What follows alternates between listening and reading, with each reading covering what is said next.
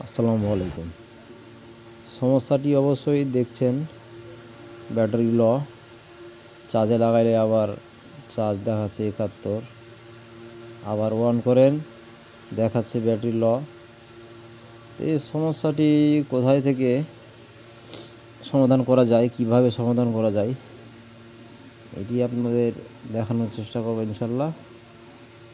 দেখেন, তো ফোনটি ইনটেক রয়েছিল, ফোনটি আমি নাটটি আগে রিমুভ করে নিয়েছি, অনেক বড় হয়ে যাবে সেই কারণে।